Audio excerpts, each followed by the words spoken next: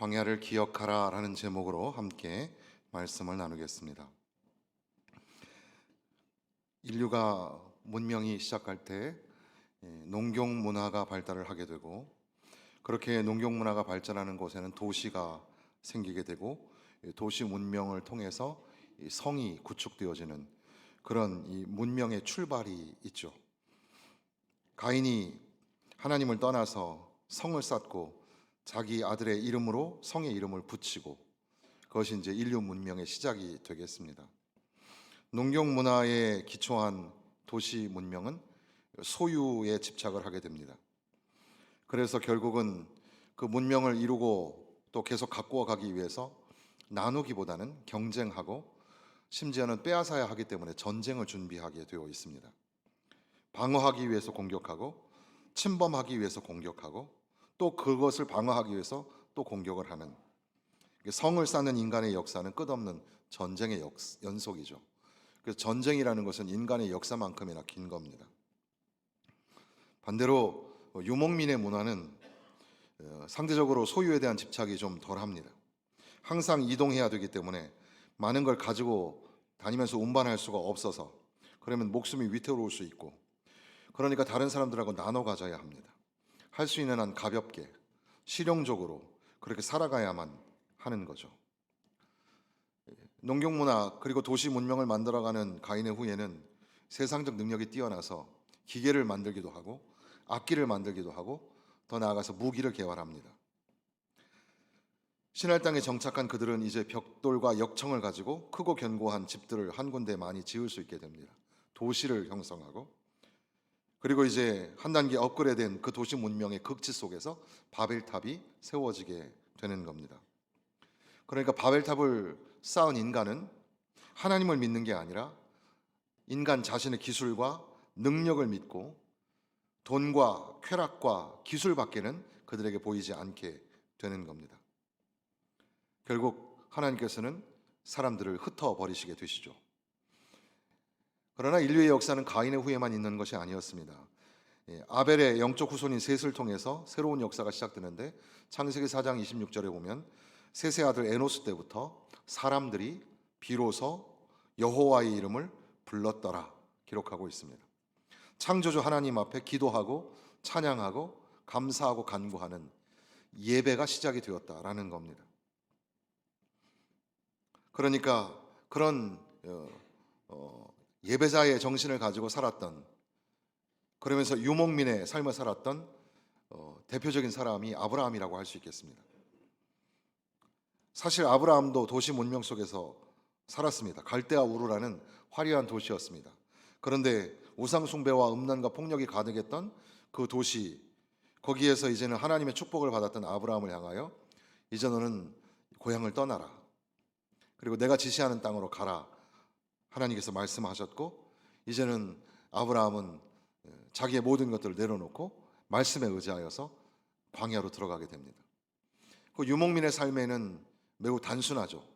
장막을 치는 것, 소위 그 텐트를 치는 것, 그리고 또 하나는 장막을 치는 곳마다 제단을 쌓고 예배를 드리는 것.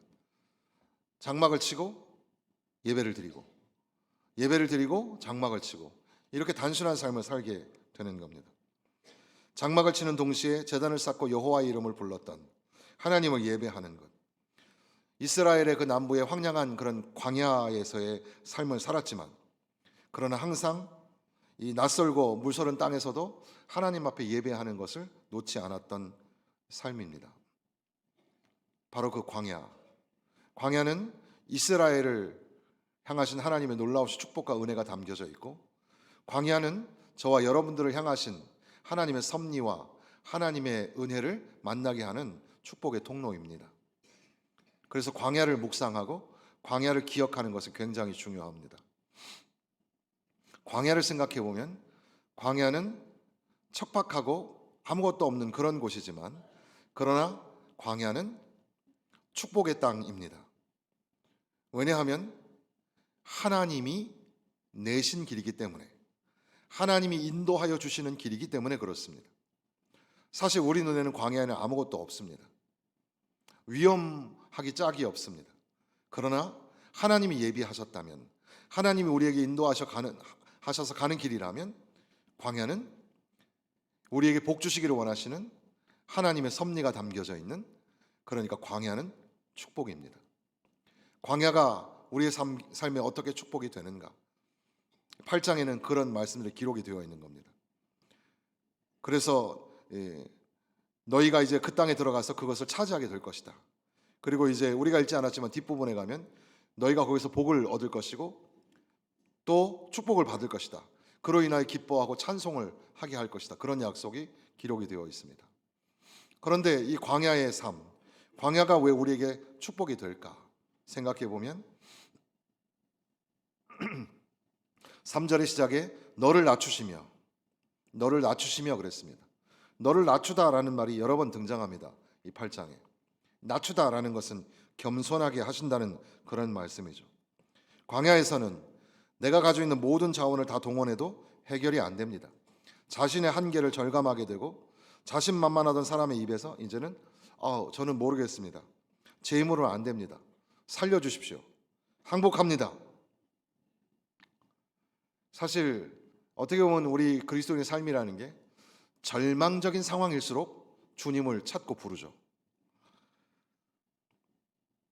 때로는 억울하게 욕을 먹기도 하고 사업이 안 되기도 하고 건강을 잃기도 하고 자식이 속을 썩이기도 하고 믿었던 사람에게 청천벽력 같은 말을 듣고 주저앉게도 되고, 우리의 교만이 꺾여지지 않을 때 하나님께서는 우리를 다루십니다. 왜냐하면 우리를 낮추셔서 겸손을 배우게 하시려고. 제가 부족했습니다. 제가 잘 모릅니다. 제가 틀렸군요. 미안합니다. 제가 회개합니다. 용서해 주십시오. 겸손한 유목민들은 이런 말들을 할 때 자존심 상하지 않고 진심으로 할 수가 있는 거죠.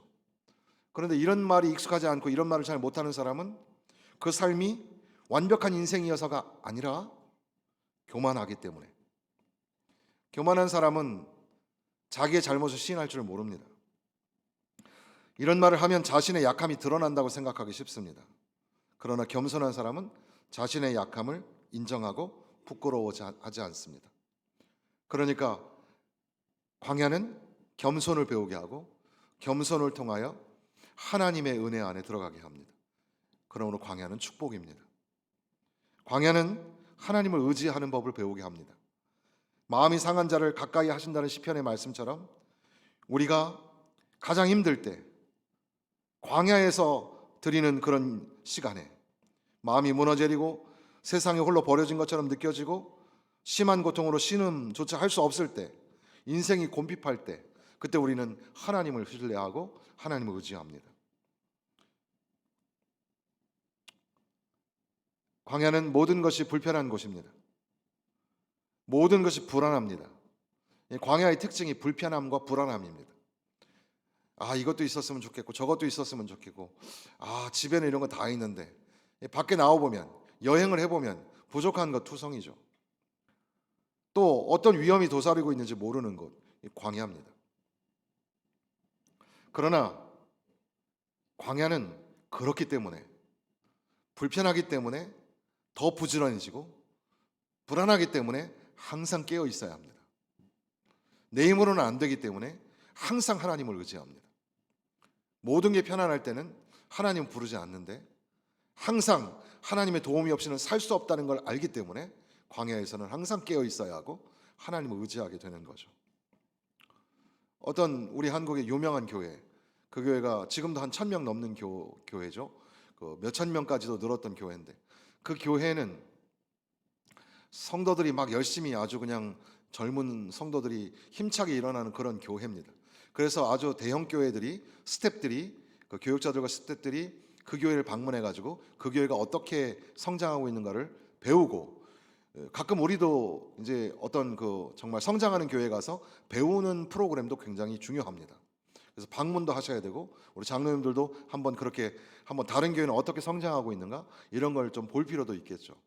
그렇게 이제 가서 그 사람들이 보니까 여러 가지 특징이 있지만 그 중에 하나는 그 교회 성도들은 굉장히 부지런하고 굉장히 일사불란하게 착착착 움직인다는 거예요. 그래서 목사님에게 물어봤습니다. 여기 성도들, 여기 스태프들을 보니까 굉장히 부지런하고 굉장히 빨리빨리 잘 움직이는 것 같다고. 거기에 비하면 우리 교회 성도들은 굉장히 느린 것처럼 느껴지기도 한다고. 그랬더니 그 목사님이 하신 말씀이, 농담 반 진담 반으로 하신 말씀이, 우리 교회는 건물이 없습니다. 건물이 부족하고 없으니까 이게 예배 장소고, 예배 끝나자마자 빨리 성경 공부로 바꿔야 돼요, 장소를. 그리고 성경 공부 끝나면 빨리 여기를 식사 장소로 바꿔야 돼요. 빨리빨리 움직일 수밖에 없어요. 불편하죠. 좋은 장소, 좋은 공간. 그런데 오히려 불편한 장소, 불편한 공간, 그것이 그들로 하여금 점점 더 부지런하게 만들었다는 사실입니다. 어떻게 그렇게 고퀄리티의 그 영상물을 제작하고 만들어낸 수준 높은 그런 그 교회가 됐을까? 그런데 와서 보고는 다들 깜짝 놀라는 건, 최첨단 장비가 장소마다 박혀 있을 것 같았는데 거기에 그 교회는 모든 음향 장비가 다 이동식입니다. 빨리 싸가지고 빨리 움직여야 되는 겁니다. 불편하죠. 이것도 있었으면 좋겠고 저것도 있었으면 좋겠고. 예전에는 저도 이제 다른 교회 주일학교 교육자를 할 때는 앰프 시설 같은 걸 빌리고 그래가지고 막 수양관에 이렇게 가가지고 설치하고, 이게 하나의 일이었습니다. 그래서 큰 교회, 기도원 있는 교회 가면 거기는 막 그런 장비가 다 돼 있으니까 얼마나 좋을까 이런 생각을 했죠. 그리고 이제 어떤 큰 교회 부교육자로 가게 됐습니다. 큰 기도원을 가지고 있는 교회였는데 그 기도원에 딱 가서 보니까 음향 시설이 하나도 없는 거예요.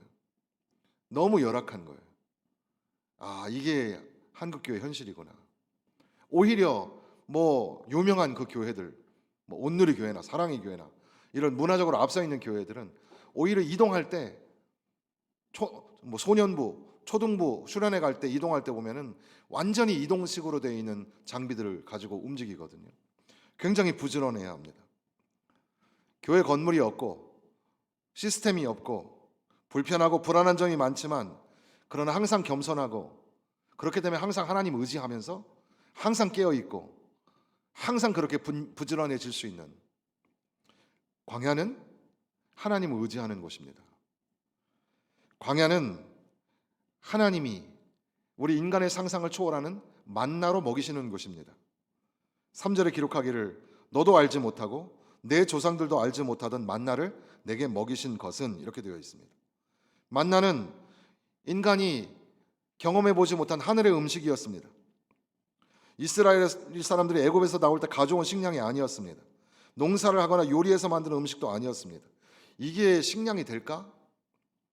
그러나 그 이후, 만나를 먹은 이후 40년간이나 광야에서 그들은 죽지 않고 만나를 먹으면서 버틸 수 있었습니다.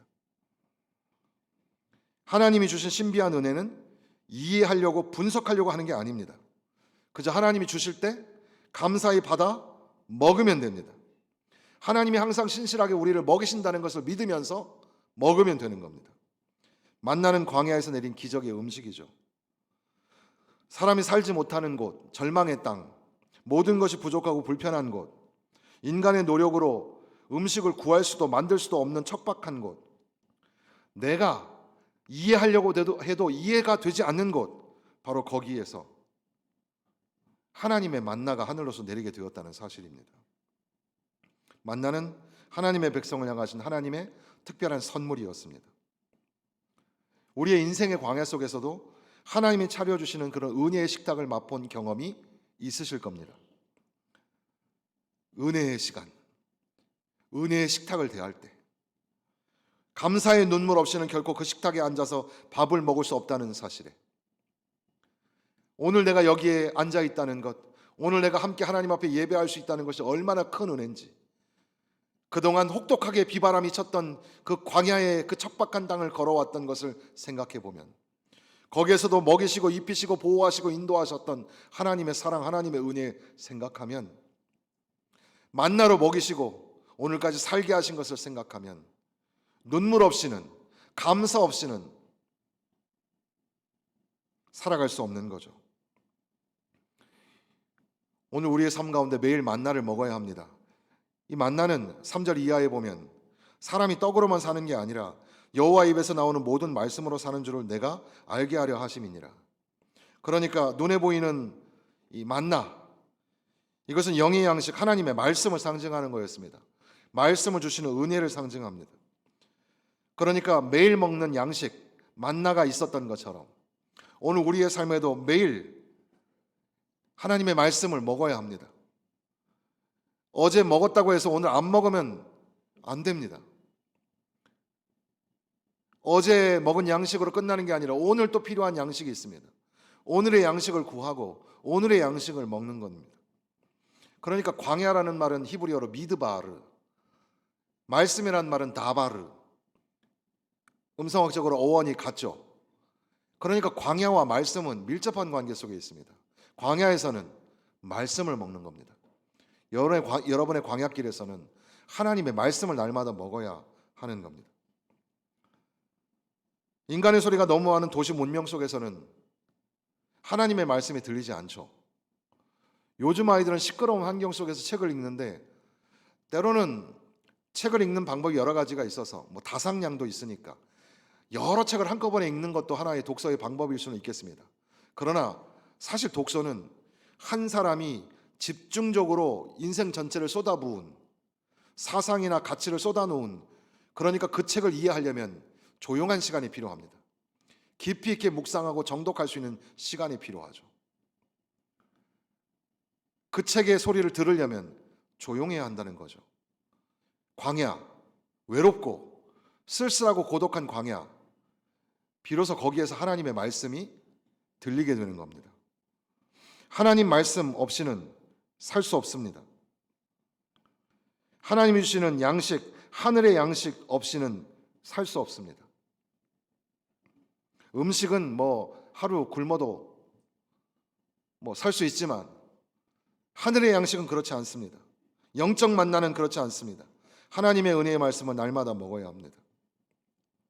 그리고 이 말씀을 다 지켜 행하라 1절에 시작하고, 그리고 너를 시험하여 2절 중반에 보면 너를 시험하여 내 마음이 어떠한지 그 명령을 지키는지 지키지 않는지 알려 하심이라. 순종을 배우게 합니다. 순종하게 하시는 이유는 순종을 통하여서 하나님의 복을 누리게 하기 위함입니다. 그러니까 광야는 순종을 배우는 곳, 그리고 광야는 축복의 장소가 되는 겁니다. 히브리서 11장 8절에 아브라함은 갈 바를 알지 못하고 갔다 했습니다. 하나님께서 어느 날 아브라함에게 고향 땅을 떠나서 내가 지시하는 땅으로 가라 하시는 겁니다. 그때 아브라함에게 어디 주소 줄 테니까 거기로 가라, 그것이 아니라 그냥 가라는 겁니다. 갈 바를 알지 못하고 가는 겁니다. 어떻게 보면 저는 이것을 하나님과 인간 사이의 줄다리기라고 생각하는데, 인간은 하나님에게 항상 뭐라고 얘기하죠? 하나님, 길을 보여주세요. 그럼 내가 순종하겠습니다. 근데 하나님은 어떻게 말씀하십니까? 순종해라. 그럼 내가 길을 만들어 주겠다. 이것이 긴장관계입니다. 우리는 자꾸 하나님 앞에 길을 보여달라고 합니다. 우리 눈에 보이면 그러면 순종하겠다는 겁니다. 근데 하나님은 우리에게 길은 없다. 순종해라. 그럼 내가 길을 만들겠다. 말씀하십니다. 하나님을 믿고 가라. 그러면 복을 받을 것이다. 언제, 어디로, 왜, 어떻게 가야 하는지 묻지 않고 아브라함은 갑니다. 삶의 순간순간마다 오늘도 여러분들이 선택할 일들이 많이 있을 겁니다. 주님의 마음, 하나님의 뜻은, 하나님의 말씀이 어떻게 우리를 인도하시는지, 내 의지, 내 생각, 내 경험하고는 별개로 하나님은 어떻게 하시는지, 원하시는지 하나님의 말씀에 의지하여 선택하고 순종하며 나아가는 겁니다. 그렇게 오늘 순종하면, 다 지켜 행하면 하나님이 너가 차지할 땅을 주겠다, 복을 주겠다 말씀하시는 겁니다. 광야는 축복입니다. 그런데 조금 더 생각을 해보면 이렇게 우리를 낮추시고 함께 하시고, 그리고 또 순종을 배우게 하시고 그 모든 그 광야 여정을 통해서 우리를 축복하시는 하나님의 사랑, 하나님의 축복. 그런데 조금 더 생각을 해보면 광야는 축복을 넘어서서 축복으로만 설명될 수 없는 은혜라고 할 수 있습니다. 광야는 은혜입니다. 광야는 만나를 내려주시는 것만으로도 감사해야 합니다. 이것저것 먹을 거 많이 주지 않아도 만나만 주셔도 감사해야 합니다. 좋은 집, 좋은 환경, 장막에 머물 수만 있어도 감사해야 합니다. 작은 로뎀나무 하나만 있어도 감사해야 합니다. 광야에서는 하루하루 살아가는 것만으로도 감사해야 합니다.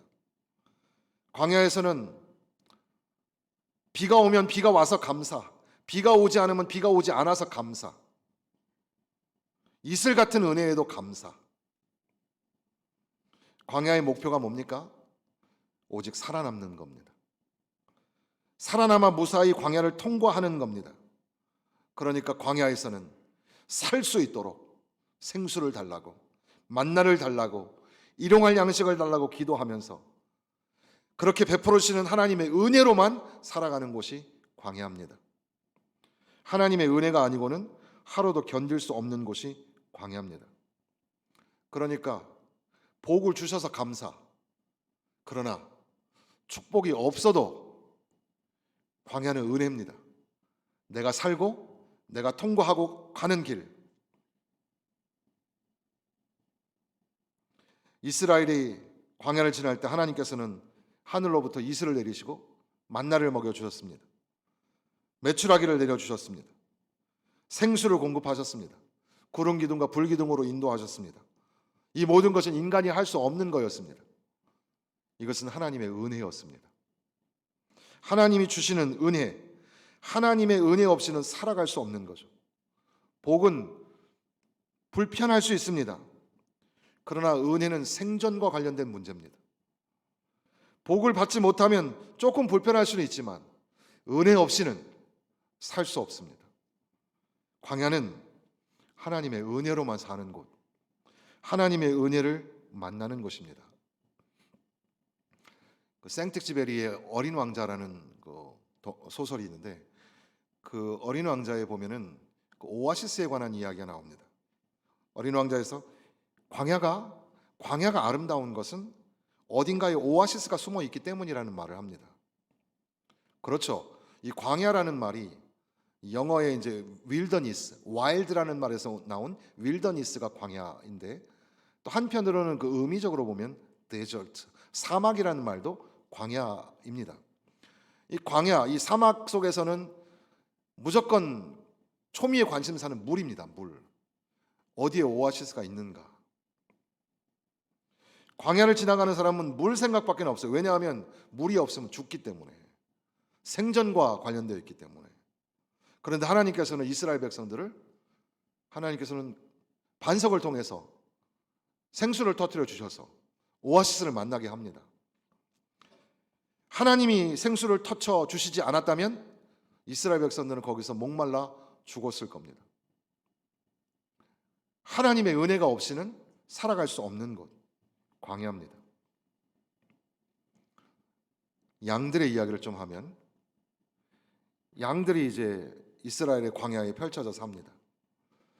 이스라엘 광야는 척박한 땅이다 보니까 푸른 초원이 펼쳐진 게 아니기 때문에 양들이 먹을 게 별로 없죠. 근데 이 양이라는 게 자기 스스로는 아무것도 할 수 없는 동물 중에 하나입니다. 자기 스스로 꼴도 찾지 못하고 길도 잘 못 찾습니다. 다른 동물과 맞서서 싸우지도 잘 못하고 심지어는 도망도 잘 못 갑니다. 스스로 살아갈 수 있는 능력이 별로 없는 동물. 실제로 동물학자들도 하나님이 만드신 것 가운데 인간이 돌봐주지 않았으면 지구상에서 가장 먼저 사라졌을 피조물 중에 양을 대표적으로 들기도 합니다. 양은 하나부터 열까지 문제죠. 그런데 어떻게 이 양들이 광야에서 잘 살아갈 수 있을까? 어떻게 아무것도 자기 혼자 할 수 없는 양들이 그 험한 광야에서 살아갈 수 있을까? 바로 목자 때문입니다. 목자가 있기 때문에. 목자만 있으면 모든 문제가 해결되니까. 목자가 다 챙겨주니까. 먹을 것도, 쉴만한 물가도, 그리고 또 위험해서도 보호해주고 챙겨주니까. 그러니까 여호와는 나의 목자시니 내가 부족함이 없으리로다.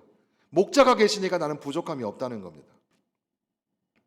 그런데 재미있는 것은 뉴질랜드, 지구상에서 가장 살기 좋은 나라 중에 예전에 우리나라에서도 호주나 뉴질랜드 이민을 많이 갔습니다. 뉴질랜드에는 펼쳐진 초원이 아주 광활하죠. 거기에도 양들이 있습니다. 그 양들, 우리가 이제 파란 초원에 있는 양들의 그림이 있다면 그거는 그쪽의 분위기입니다. 이 양들은 울타리가 안전합니다. 그리고 넓게 펼쳐진 초원이 있다 보니까 먹을 게 풍부합니다. 꼴도 많습니다. 물도 많습니다. 사망의 음침한 골짜기가 없습니다. 초원 위에 그림 같은 집입니다. 그러면 뭐가 필요 없을까요? 목자가 필요가 없죠. 목자 없이 얼마든지 잘 살 수 있습니다. 길 잃어버릴 염려가 없기 때문에 목자의 인도를 받을 필요가 없습니다. 그들은 나에게는 목자가 없어도 부족함이 없으리로다. 우리 인생도 마찬가지죠. 뉴질랜드에 있는 양처럼 좋은 환경 가운데 남부러울 것이 없이 살아가는 사람들도 있습니다. 그들의 인생 자체가 아주 멋집니다. 푸른 초장이고 쉴만한 물가입니다. 그들의 잔은 항상 넘치고 그들의 식탁은 항상 기름집니다. 그러면 뭐가 필요 없어요? 목자가 필요 없습니다. 하나님이 필요 없습니다. 하나님의 은혜가 아니어도 잘 살 수 있습니다. 자기 하고 싶은 대로 마음껏 인생을 누리며 살죠. 하나님 없어도 잘 살 수 있는 겁니다. 아이러니한 것은 뉴질랜드의 양들이 두려워하는 게 딱 하나가 있습니다. 어느 날 갑자기 그동안 보이지 않던 목자가 나타나면 그들은 다 긴장을 합니다. 왜냐하면 목자가 나타나는 날이 그 양들에게는 도살장에 끌려가는 날이기 때문에 그렇습니다. 그러니까 시편 23편에 나오는 그런 양들의 이야기, 목자의 이야기는 푸른 초원이 그려진 그런 곳이 아니라 어떻게 보면 광야 길에 버려진 것 같은 양. 그러나 그 광야에서 우리는 하나님을 만납니다. 하나님을 의지하는 법을 배웁니다. 하나님의 축복, 하나님의 은혜를 누리고 만나게 됩니다. 나 혼자만 그런 게 아닙니다. 여러분 모두 각자가 가지고 있는 광야의 길이 있습니다. 이스라엘의 광야, 우리 인생의 광야가 없는 인생은 없습니다. 우리 아이들, 우리 학생들에게도 광야가 있습니다. 노인의 광야가 있습니다. 노년의 황량함이 있습니다. 치열하게 살아야 하는 기성세대의 광야가 있습니다. 광야길을 걷게 하신 것을 기억하라. 광야에서는 내가 할 수 있는 일이 없습니다. 하나님이 나를 축복하시는 것을 믿고 겸손히 낮추며 말씀을 지켜 순종하며 더 바짝 하나님께 붙잡힌 바 되어서 믿음으로 순종하며 나아가야 합니다. 광야는 하나님의 은혜의 장소입니다. 불편함이 있어도 부족함이 있어도 살 수 있을지 모릅니다. 그러나 하나님의 은혜 없이는 살 수가 없습니다. 광야에 서 있다. 광야를 지나가다. 최근에 그 CGN에서 이제 퐁당, 그러니까 하나님의 말씀에 퐁당 빠지다, 그런 프로젝트로 이제 그 차인표라는 그 배우와 최종상 선교사님은 한 10년 전에는 제가 부교육자로 있을 때는 동도교회에 한번 모셨었는데 우리 교회도 이제 한번 오시기는 오실 거예요. 근데 주로 이제 영국 선교와 유럽 선교를 하시는 선교사님이고 세계적인 선교사님이라서 한국에 방문하시면 이제 큰 교회 가서 강의를 많이 하시는데 아마 우리 교회도 한번 오실 거라고 생각합니다. 그 차인표와 최정상 선교사님이 실제 예루살렘에 들어가서 이제 그 바울의 행적을 갖다가 이렇게 그 따라가면서 그 로드무비 영상을 만들었어요. 근데 이제 그 영상이 기독교 문화 영상이 사실 솔직히 세상의 그 어떤 그 문화 저작물보다 수준이 좀 떨어졌잖아요. 근데 지금 이렇게 만들어내는 영상물들은 수준이 굉장히 높습니다. 그래서 여러분들 유튜브에 보면 바울로부터라는 검색을 하시면 그 차인표와 최정상 선교사님의 영상 무비가 계속 시리즈로 올라오고 있을 텐데 그 영상이 굉장히 수준이 높습니다. 저기 있는 그 두 사람이 차인표 배우와 이제 최정상 선교사님인데 이제 실제 그 바울의 행적을 쫓아가다 보니까 바울이 이제 예수님을 만난 이후에 이 아라비아 광야로 들어가게 되는 바로 그 시간이 있잖아요. 그래서 이제 예루살렘 이스라엘 북쪽에서 아라비아 광야를 바라보면서 그 국경선에까지 와서 더 이상 가지 못하는 그 광야를 체험하기 위해서 실제 그 바울이 갔을 것 같은 그런 광야를 이스라엘에도 광야가 많으니까 그 광야로 들어간 겁니다. 다시 한번 그림을 보여주시면 그림 속에 나와 있는 광야 나무 하나 없죠? 풀도 잘 보이지 않는 곳. 그리고 이제 저 젯백이라는 사람이 광야에서 배낭을 메고 몇 사람들을 데리고 성경책을 펴고 광야에서 이렇게 그 실제 성경에 나오는 광야를 이제 가르치고 성경 공부하는 그런 그 영상에서 제가 사진을 만들어 본 건데 저 사진을 통해서 우리가 알 수 있는 게 뭘까요? 광야는 낭만적인 곳이 아닙니다. 광야는 그렇게 녹록한 곳이 아닙니다. 우리의 인생이 그렇죠. 그러나 아무것도 없는 저 광야에 하나님의 말씀, 우리에게 나침반이 되고 내비게이션이 되는 하나님의 말씀, 순종하고 하나님 바라보면서 진정한 유목민의 삶을 사셨던 예수님처럼 그렇게 우리들도 믿음의 길, 광야를 지나가며 통과하며 믿음의 길 걷기를 다시 한번 결심하시는 우리 모든 성도들 되시기를 주님의 이름으로 축원합니다.